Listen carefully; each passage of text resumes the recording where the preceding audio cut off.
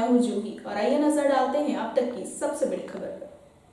गौरतलब हो कि जमशेदपुर चैम्बर ऑफ कॉमर्स में शहर के तमाम मध्यम वर्गीय व्यापारी जुड़े हैं।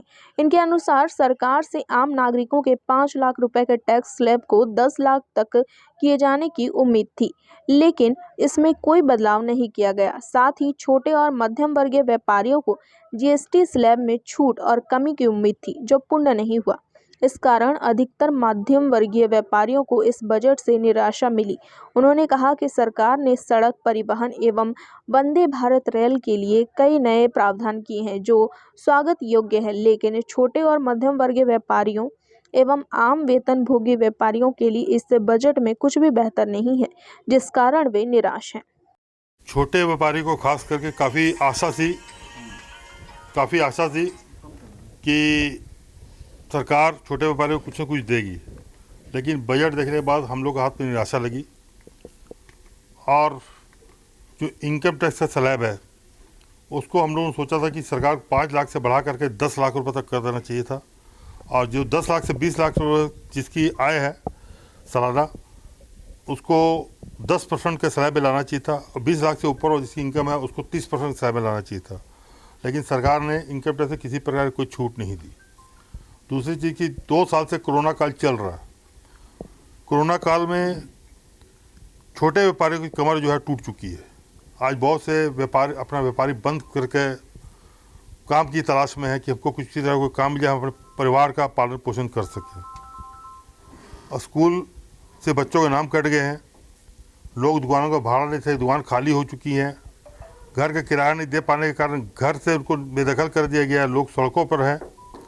सरकार को ये सब चीज़ के बारे में सोचना चाहिए था और लोगों को राहत देनी चाहिए थी।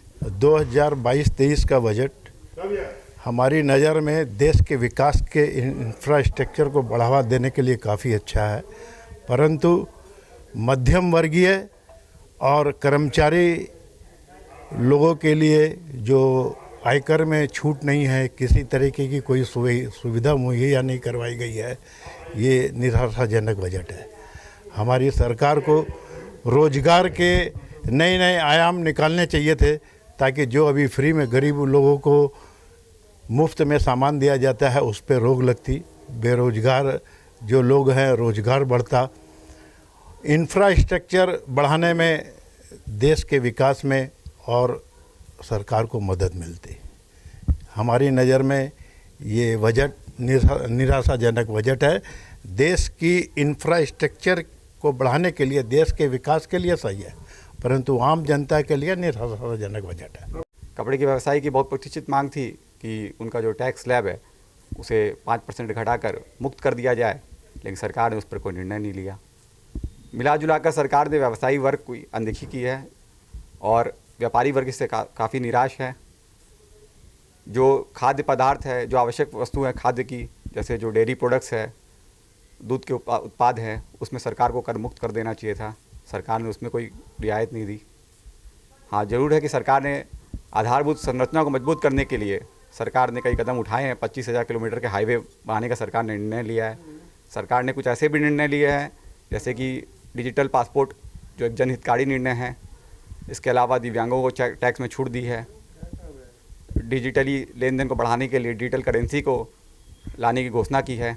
क्रिप्टो करेंसी में जो अभी जो नुकसान हो रहा है लोगों को, लोग उसके जो मकड़ जाल में फंस रहे हैं, उसको रोकने के लिए सरकार ने 30% का जो टैक्स लगाने की जो घोषणा की है, वो भी एक अच्छा निर्णय है। सरकार ने सभी वर्गों का ख्याल रखा है, लेकिन व्यवसायी वर्ग की अनदेखी की है।